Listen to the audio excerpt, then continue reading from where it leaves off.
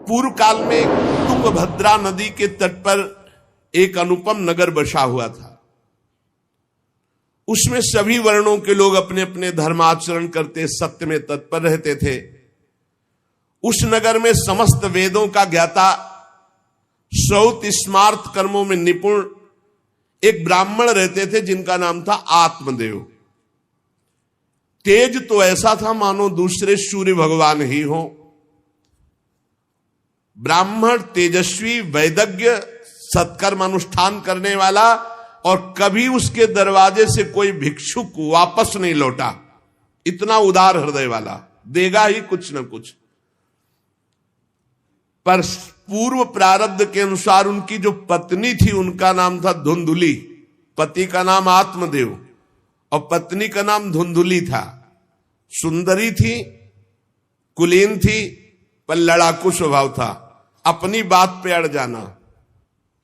अब वो बड़े ज्ञानी थे, वेदज्ञ, वेद के ज्ञाता, इसलिए वो शांत रहते थे। लड़ाई घर में नहीं होती, वो लड़ने वाली ही बात करती थी, पर वो शांत रहते थे।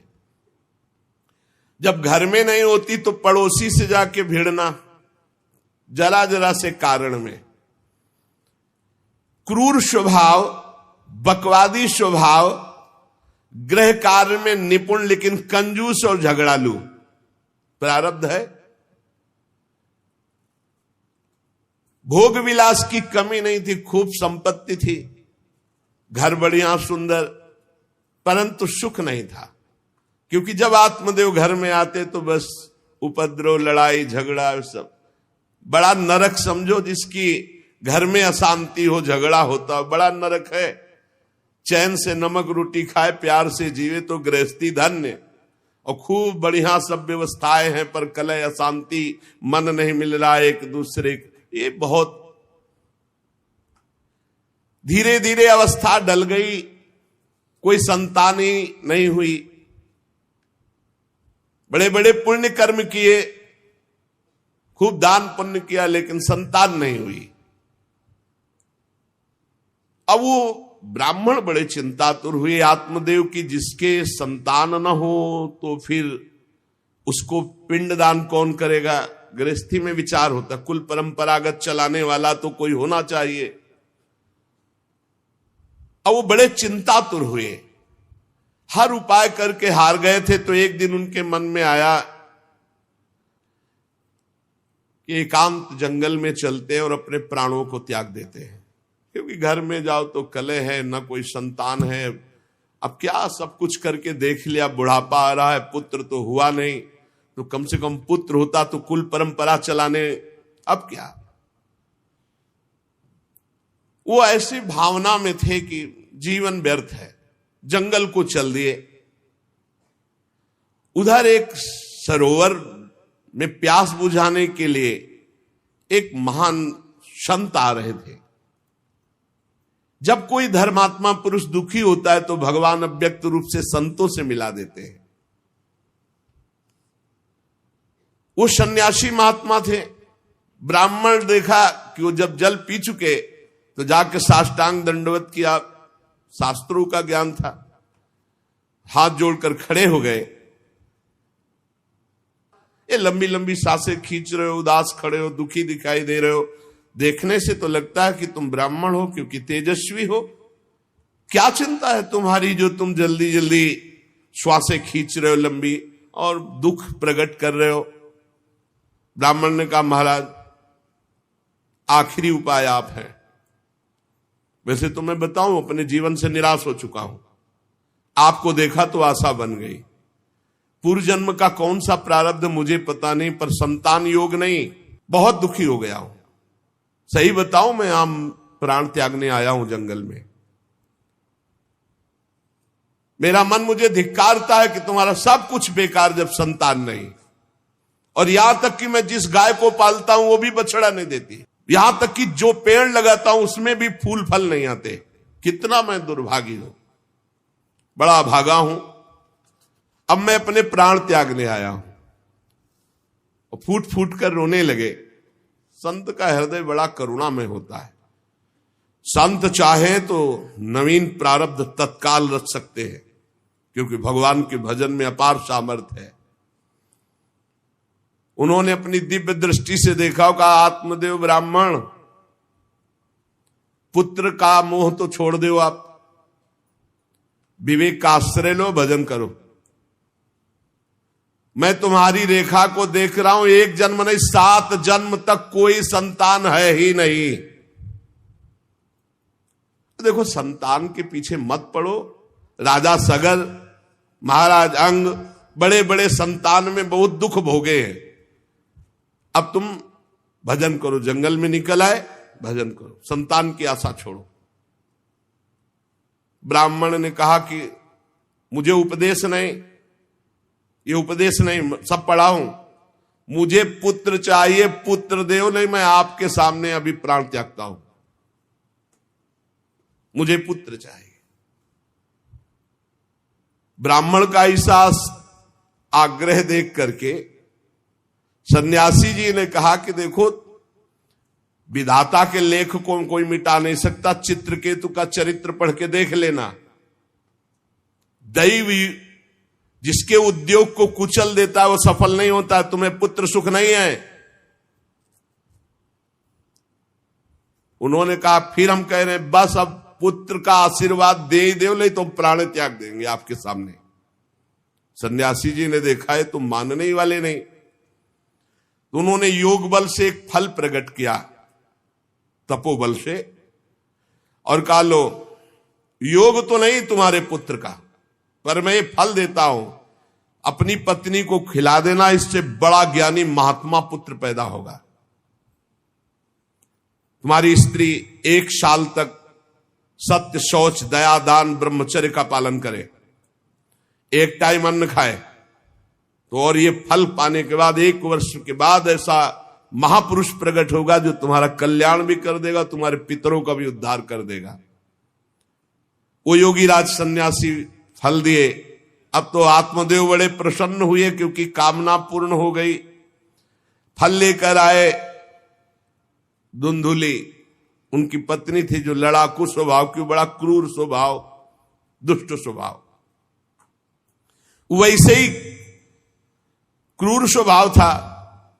आके कहा हो भाग्य, एक सन्यासी मिले, वो फल दिए, और उन्होंने नियम बताया है कि 1 साल तक सत्य बोलोगी, पवित्र रहोगी, दूसरों को दान करोगी, एक समय तुम अन्न खाओगी, और बहुत शुद्ध स्वभाव वाला महात्मा बालक पैदा होगा, ये फल खा लो।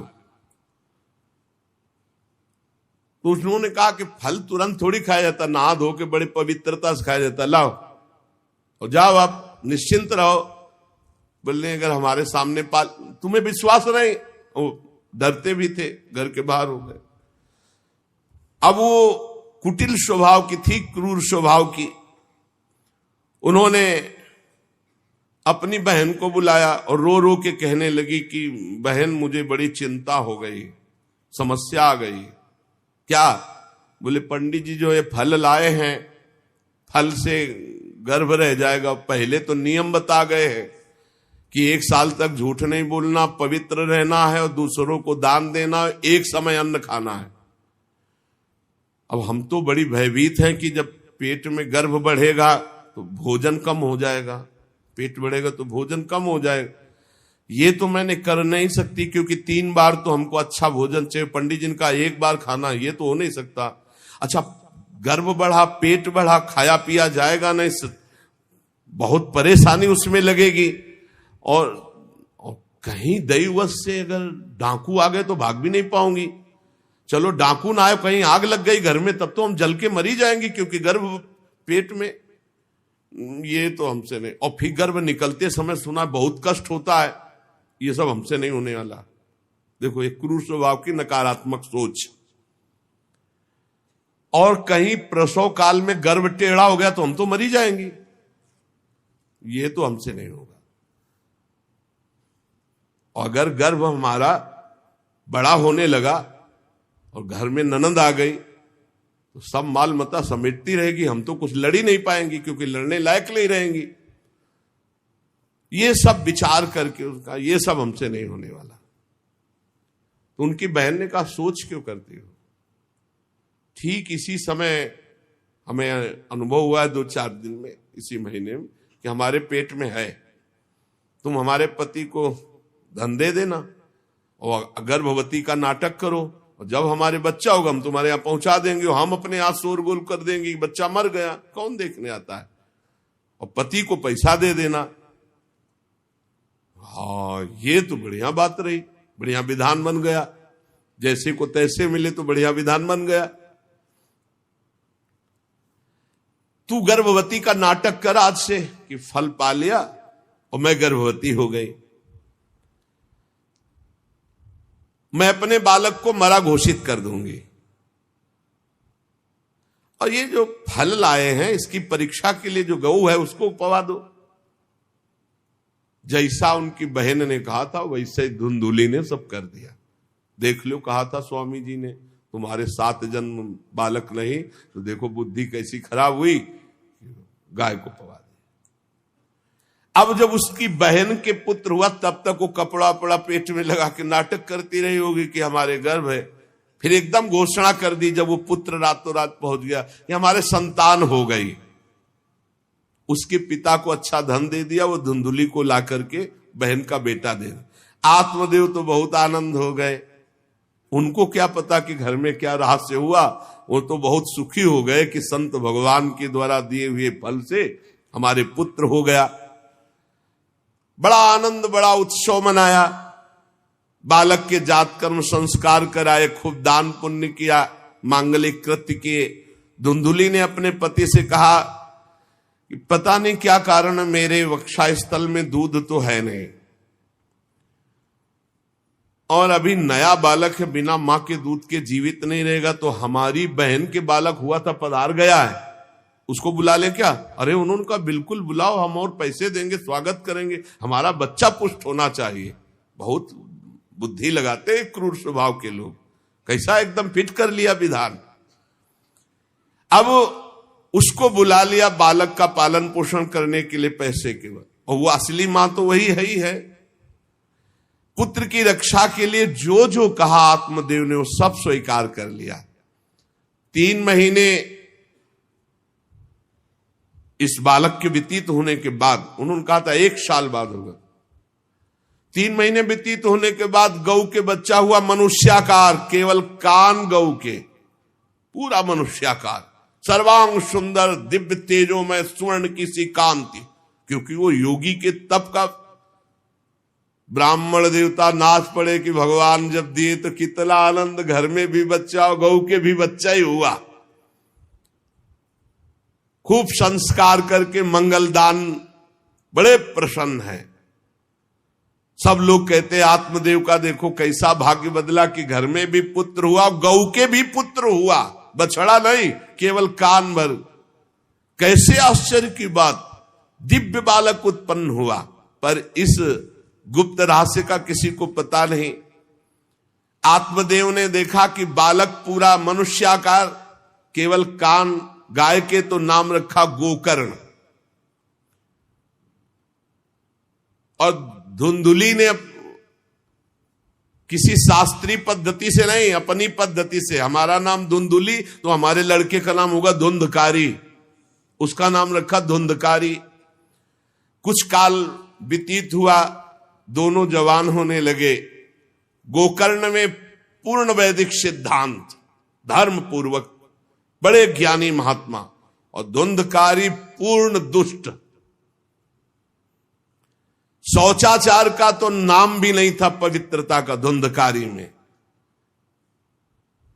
खान पान पशुओं वाला, क्रोध नाक में चढ़ा, गंदी वस्तुओं से प्यार करने वाला, बहुत ही गंदा स्वभाव।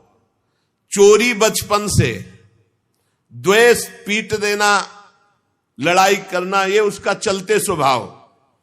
दूसरों के खेती में आग लगा देना, घरों में आग लगा देना, गौशाला में आग लगा देना। जैसे किसी का बालक खेल रहा है, आसपास देखा कोई, उठाया कुएं में फेंक दिया, बड़ा दुष्ट स्वभाव। और बड़ा हुआ हिंसक स्वभाव, अस्त्र शस्त्र धारण करके, जैसे कोई अंधा जा रहा है तो आओ बाबा तुम्हें रास्ता बता दो, कुएं में जाके ढकेल देता है। बहुत ही गंदा स्वभाव। दुष्ट स्वभाव। अब वो शिकार करने लगा पशुओं का और मांस खाने लगा। जहां आत्मदेव कितनी पवित्रता से, वहां दुष्ट कितना।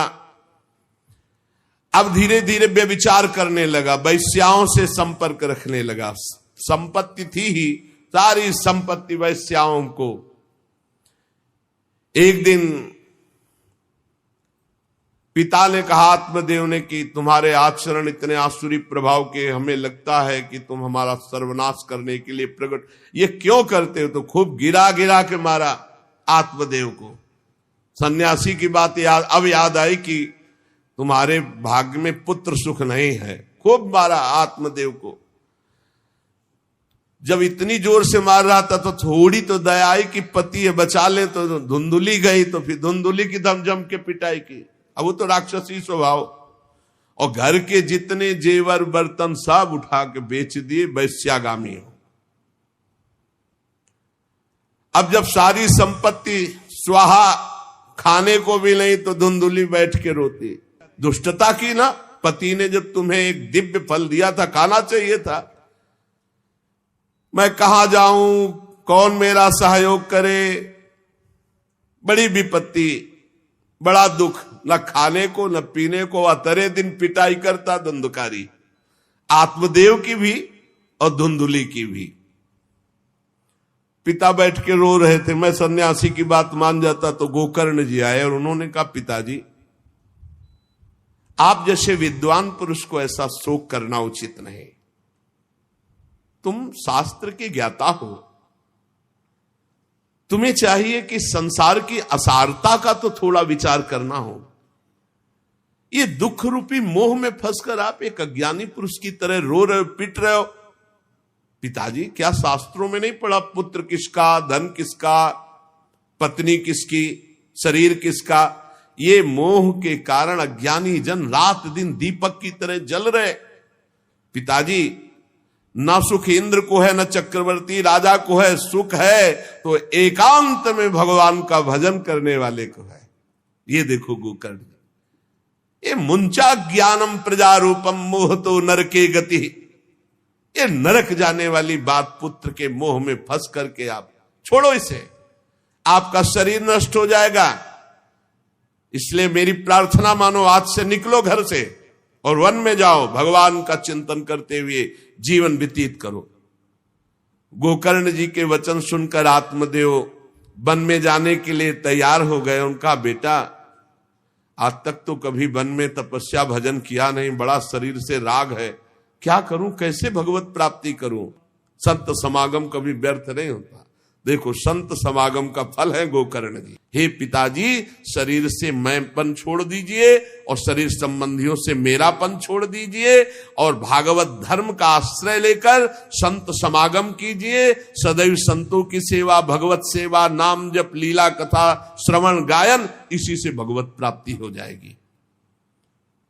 बस उसी समय गोकर्ण को मन से प्रणाम करके कि भगवान गुरु रूप से इसी रूप में आकर मुझे उपदेश दे रहे, उसी समय आत्मदेव जी ने तो घर छोड़ दिया और वन की यात्रा की। 60 वर्ष की आयु हो चुकी थी, पर ज्ञान था शास्त्रों का। बड़ी निष्ठा से अपनी बुद्धि को समेटा संसार से और रात दिन भगवान के चिंतन में लगा दिया।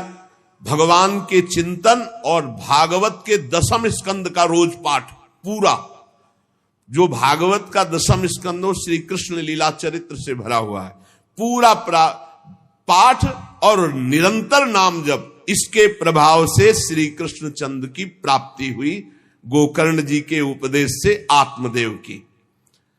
अब जब पिता वन को चले गए तो और छूट, वैसे मानता तो था ही नहीं, पर और छूट हो गई।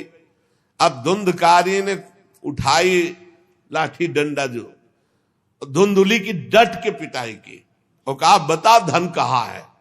अब जितना धन था तो सब ले गया। फिर जलती हुई लकड़ी, लुकाठी, उससे बता धन कहां है। किसी तरह छूट पाई तो भागते हुए जाकर कुएं में गिरकर अपने शरीर को नष्ट कर दिया कि रोज की पिटाई से अच्छा एक बार दुर्गति को प्राप्त हुई। धुंधुली दुर्गति को प्राप्त हुई। पति आत्मदेव श्री कृष्णचंद्र को प्राप्त हुए। योगनिष्ठ गोकर्ण जी ने जब देखा कि धुंधकारी का आतंक बढ़ रहा है तो उन्होंने छोड़ दिया। जो ज्ञानी पुरुष होते प्रपंच नहीं स्वीकार करते, उनको कोई सुख दुख इससे नहीं, उदासीन भाव से तीर्थ यात्रा को निकल गए। धुंधकारी ने 5 वैश्याओं को अपने संग में रखा, सब नौजवान वैश्याएं। अब उनके लिए पशुओं का मांस चोरी करके उनकी मनोकामनाएं पूरी करना, बुद्धि भ्रष्ट थी, आचरण भ्रष्ट थे, क्रूर कर्मा। एक दिन उन वैश्याओं ने कहा कि हमको तो हार नहीं पहनाया आज तक, कामना होती है। अब 5 को हार लाने के लिए तो बहुत रुपया चाहिए, मौत की भी उसको कोई भय नहीं रह गई थी। वो जिसको देखता काट करके जो मिलता धन एकत्रित करके 5 के लिए सुंदर आभूषण हार। अब हिंसा में उतरा जो, तो उसके लिए क्या। स्त्रियों ने सोचा कि नित्य नवीन चोरी करता है, आज हमने हार के लिए कहा तो 5 के लिए व्यवस्था कर दिया, पकड़ा जाएगा। जब ये पकड़ा जाएगा तो राजा इसे फांसी देंगे, तो हमको भी 5 को फांसी मिलेगी। मरना तो है ही है ना इसे। 5 ने विचार किया, मरना तो है ही, राजा फांसी देगा तो हम ही फांसी दे देती, तो कम से कम हम तो बच जाएंगी। बुरे कर्म का बुरा ही परिणाम होता है, कुछ भी कोई कर ले। धुंधुली कुएं में शरीर त्याग करके दुर्गति को प्राप्त हुई। ये जब जिन वैश्याओं के लिए प्राणों की बाजी लगा करके सब कुछ ला रहा, जानते उनका प्लान क्या बना कि ये चोरी करता है, पकड़ा जाएगा, फांसी की सजा होगी, मारा ही जाएगा, और जब ये पकड़ा जाएगा तो हम भी पकड़ी जाएंगी, तो फांसी की सजा इसको होगी, तो वही हम दे देती है, तो हम तो बच जाएंगी और सारा धन लेके रात्रि में निकल लेंगी 5 ने गुप्त रूप से ऐसा संकल्प बना लिया। धुंधकारी सो रहा था, 5 गए। अब 5 हैं, हाथ पैर 4 ही तो है, पैर 2 और 2 हाथ, 4 उसमें लग गए, और एक जो है रस्सी से पूरा चारपाई पे बांध दिया। और जब उसकी आंख खुली तो रस्सी गले में डाल करके फांसी लगा रही, पड़े पर वो बहुत पापी आदमी, जल्दी मरने वाला तो था नहीं, खूब गला दबाया। अब बड़ी चिंता हुई वैश्याओं को कि अगर मरेगा नहीं तो हमें काट डालेगा ये। तो रसोई से जो कोयला जला हुआ आग था उसके मुंह में भर, बगार के शमशी से, अरे पापी की बहुत दुर्गति होती। दहकते हुए अंगारे उसके मुंह में और खूब कस के गला दबा, छटपटा कर पीट के मार डाला धुंधकारी को। और उसके शरीर को वहीं घर में एक गड्ढा बना के 5 ने गाड़ दिया, और वो सारा माल मता पैसा सब कुछ उनको पता था। उन दुष्ट स्त्रियों ने बहुत तरह से मार करके धुंधकारी, मुंह में अंगारा, गले में रस्सी, मार डंडों से मार के मार डाला। बहुत बुरी तरह मारा धुंधकारी को। अब जब दिन में निकलना चाह तो लोग, आज धुंधकारी नहीं देखा, बोले प्रीतम किसी कार्य से बाहर गए और असर लगाकर 5 माल मत्ता लेके भाग गए। जो कई पुरुषों से सहवास करती हैं या कई स्त्रियों से जो सहवास करता है, ऐसा अपवित्र हो जाता है कि उसके छूने मात्र से पुण्य नष्ट हो जाते हैं। फिर तो उनके संग से ही रह रहा था, उसे वैश्या उसे ही कहते हैं।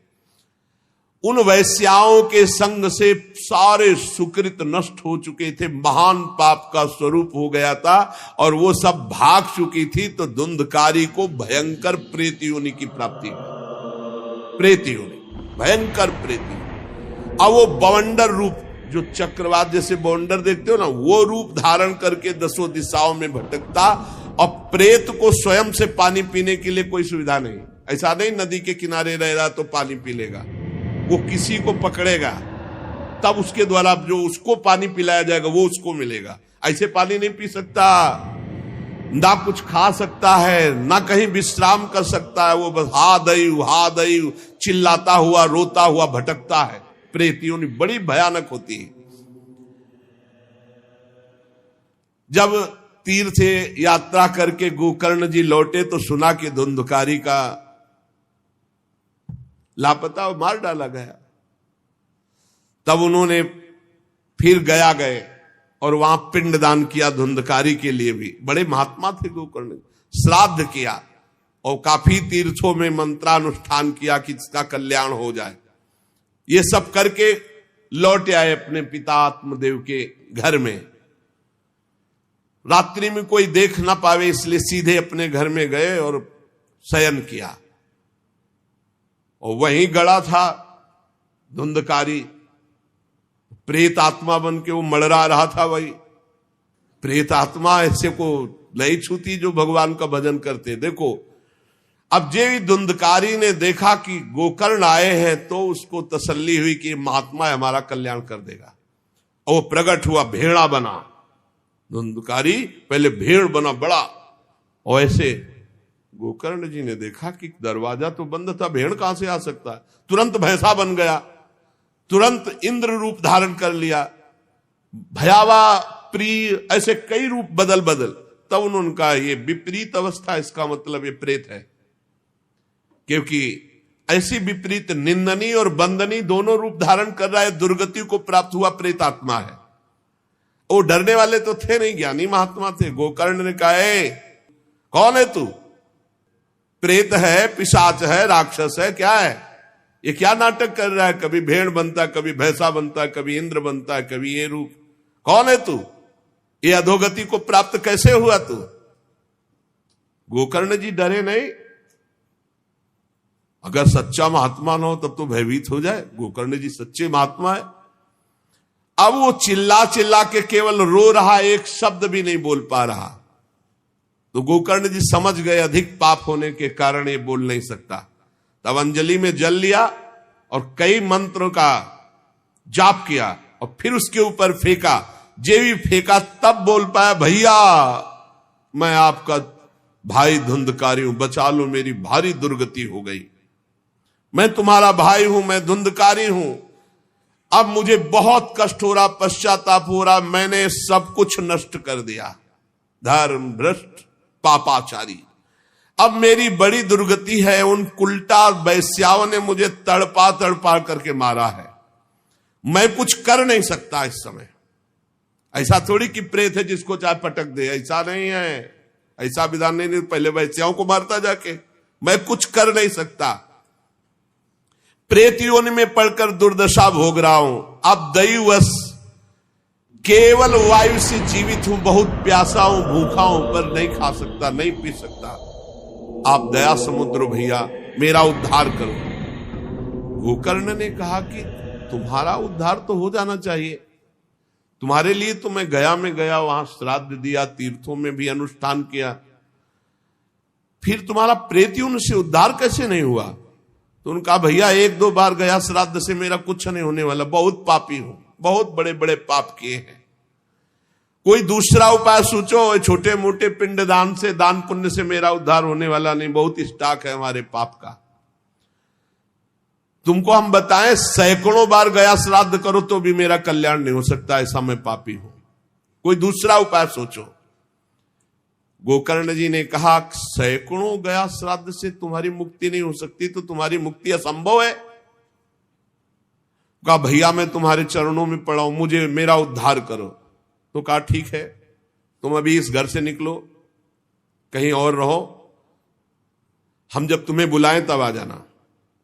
जाओ, हटाओ, हमारे इस घर से हटो। हटा दिया उनको। गोकर्ण जी की आज्ञा पाकर धुंधकारी बाहर भटक रहा है। रात भर विचार किया कि इसका कल्याण कैसे होगा, जब सैकड़ों गया श्राद्ध से कह रहा उद्धार नहीं होगा। अब जब प्रातः काल हुआ, दरवाजा खुला तो बहुत से विज्ञजन आकर के गोकर्ण जी से मिले। गोकर्ण ने सबसे सलाह की कि क्या हो सकता है, ऐसे ऐसे स्त्रियों ने उनको मारा और वो प्रेत योनि को प्राप्त हुए। जो लोग विद्वान थे, योगनिष्ठ थे, वेदज्ञ थे, उन्होंने कई शास्त्र पाठ आदि की बातें बताई सबने, पर सही उत्तर नहीं मिला। गोकर्ण जी महान तपस्वी थे। गोकर्ण जी ने प्रातःकाल स्नान करके अर्घ दे रहे थे, बोले औरों से क्या पूछना, सीधे सूर्य भगवान से पूछे। मंत्र का उच्चारण करते हुए सूर्य भगवान को स्थगित कर दिया, रोक दिया। बहुत बड़ी मंत्रों में। अब हम किससे पूछे, आप ही बताओ। हे जगत साक्षी भगवान सूर्य, धुंधकारी का उद्धार कैसे हो सकता है? आप कृपा करके बताइए कि धुंधकारी की मुक्ति कैसे हो सकती। गोकर्ण की प्रार्थना सुनकर भगवान सूर्यदेव ने कहा, श्रीमद् भागवत महापुराण नियम पूर्वक सुनाओ, निश्चित उसकी मुक्ति हो जाएगी। सप्ताह पारायण 7 दिन में पूरी भागवत श्लोक सहित। सूर्य भगवान की आज्ञा सबने सुनी, गोकर्ण जी ने भी सुनी। बहुत सरल उपाय। गोकर्ण जी ने निश्चय किया, मैं स्वयं सुनाऊंगा और उसका उद्धार करूंगा। अब तो कथा का समय निश्चित किया। बहुत से लोग कथा सुनने के लिए वहां पहुंचे।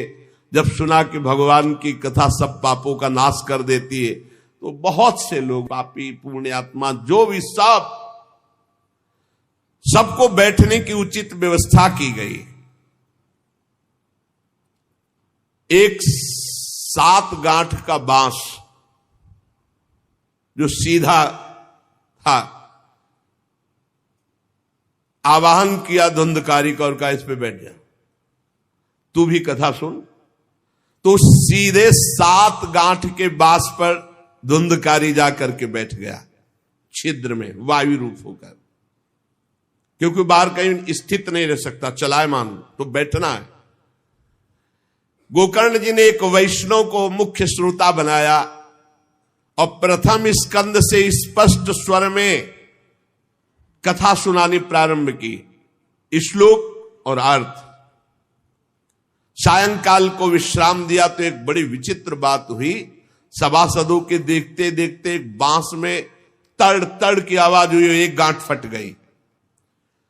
दूसरे दिन कथा हुई, दूसरी गांठ, तीसरे दिन तीसरी गांठ। 7 दिनों में 7 गांठें फाड़ करके धुंधकारी परम पवित्र दिव्य रूप, भगवत पार्षद रूप धारण करके प्रकट हो गया। धुंधकारी का श्याम वर्ण पीतांबर धारण के, तुलसी की माला, सिर पर मनोहर मुकुट, कानों में कमनी कुंडल, सामने आकर गोकर्ण को प्रणाम किया और कहा, भाई अब मैं भगवत पार्षद बन गया, प्रेत योनि से मुक्त। 7 दिन में भयंकर पापात्मा धुंधकारी श्री भगवान की चर्चा सुनने के कारण भगवत स्वरूप हो गया। ओहो, कितना प्रेत पीड़ा मैं सह रहा था, एकमात्र श्री कृष्णचंद्र जी की लीला कथा सुनने मात्र से मैं भगवत स्वरूप हो गया हूं। भैया, मैं कैसे आपका उपकार करूं? मैं निंदनीय से निंदनीय पाप कर्म करने वाला कैसा उज्जवल स्वरूप प्राप्त कर लिया। भला मोह पूर्वक लालन पालन करने वाले शरीर को जो हष्ट पुष्ट करते हैं, उन्होंने भगवान का नाम जप नहीं किया, चर्चा नहीं सुनी, तो जीवन किस काम का? इसके पोषण के लिए पाप कर्म कर रहे हो और वृद्धावस्था आने वाली परिणाम में दुख, रोगों का दुख, भोगों की कामना का दुख, क्या क्या दुख, इसकी क्या गति होगी? गाड़ दिया जाएगा या जला दिया जाएगा। ऐसे मनुष्य शरीर को प्राप्त करके भगवत प्राप्ति नहीं की तो जीवन व्यर्थ चला गया। अरे जो अन्न प्रातः काल पकाया जाता है, दूसरे दिन सड़ जाता है, उसी अन्न से इस शरीर का पोषण होता, 6 घंटे में मल बना के निकाल देता है। ये शरीर कहीं अविनाशी है क्या? नाशवान शरीर है। जो लोग भगवान की कथा से वंचित है, भगवान का नाम जप नहीं करते, वो बुदबुदे जीवों में मच्छरों के समान जीवन उनका है। जन्मे मरे किस काम के? भला देखो, जिस बांस में मैं बैठा था तो बांस की गांठ फट गई, क्या भगवान की कथा सुनने पर चित्त की गांठ नहीं नष्ट हो जाएगी? जड़ चेतन की ग्रंथ। इसलिए धन्य है वो जो भगवान की कथा सुनने में अपना समय व्यतीत करते हैं। धुंधकारी ऐसी बातें कह रहा था, सबने देखा जय घोष करते हुए नमो नमः नमो नमः, और एक दिव्य विमान आया। भगवान वैकुंठ नाथ के पार्षद, मंडलाकार तेजो में विमान, और सबके देखते देखते कहा धुंधकारी आओ, और वो दिव्य पार्षद रूप विमान पे चढ़ा। जब विमान पे चढ़ के जाने लगा तो गोकर्ण जी ने रोक दिया, रुको, ये क्या? कथा तो शास्त्रों लोगों ने सुनी, तो आपको शास्त्रों विमान लाना चाहिए और सबको बैठाल कर ले जाना चाहिए, क्योंकि हमारे सुनाने में कोई भेद नहीं था और ये सुन भी सब ध्यान से रहे थे। तो भगवत पार्षदों ने कहा आपके सुनाने में कोई भेद नहीं था, पर सुनने में भेद हो गया है, श्रवण भेद हो गया। ये उपवास करके बिना कुछ खाए पिए रात दिन कथा का ही चिंतन करता रहा, मनन करता रहा, इसके कारण इनको भगवत पार्षद रूप मिला और जा रहे। और ये कथा सुना भर है, मनन नहीं किया, मनन विषयों का हुआ, इसलिए विमान पे नहीं। ये निराहार रहकर 7 दिन में चर्चा सुनता और रात भर उसी का चिंतन करता, उसके प्रभाव से परम पद का अधिकारी हुआ। इसलिए जो मननहीन है, जिनको गुरुवचनों पर विश्वास नहीं है, जो कथा में चित्त की एकाग्रता नहीं है, वो फल भेद हो गया, वो भगवान के दिव्य धाम में एक बार में नहीं जा सकते। गोकर्ण जी आपको तो लेने के लिए स्वयं गोलोक बिहारी आएंगे, यूं कह करके विमान अंतर्ध्यान हो गया, अर्थात चले गए। गोकर्ण जी ने समस्त श्रोताओं से कहा बिना तुम्हें विमान में बैठा ले मुझे चैन नहीं। सावन के महीना में हम फिर अनुष्ठान करेंगे, सब लोग कथा सुनो और सच्चे नियम से रहो, उसका मनन करो। ऐसा ही किया, सब लोग उपवास करके अल्पाहार करके कथा सुने, और जे ही 7 दिन में कथा की समाप्ति हुई तो भगवान के बहुत से पार्षद विमान लेकर आए, और जितने कथा सुनने वाले थे सबको परम धाम ले गए। और भगवान ने गोकर्ण जी को स्वयं गोलोक बिहारी हृदय से लगाया, जे भी हृदय से लगाते हुए गोकर्ण भगवत स्वरूप हो गए। वही किरीट श्यामवर पीतांबर धारण किए हुए, कुंडल आदि से विभूषित। यहां तक कहते हैं कि उस कथा में सुनने में जो कुत्ते भी बैठे थे, वो भी गोकर्ण जी की दृष्टि पड़ने पर विमान पर बैठकर भगवत धाम को गए।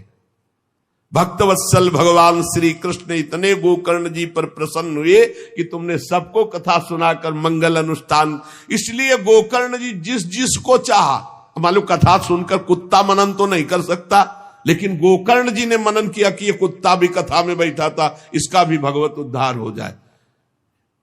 ये आप इसीलिए आसपास जो ये जीव जंतु सब भगवत स्वरूप हो जाते हैं। बड़े बड़े सिद्धों को जो गति नहीं मिलती, भगवान की लीला कथा सुनने से, गोकर्ण जी के प्रभाव से धुंधकारी सहित समस्त श्रोताओं को भगवत धाम की प्राप्ति हुई। शेष चर्चा आगे। श्री राधा वल्लभ लाल की जय।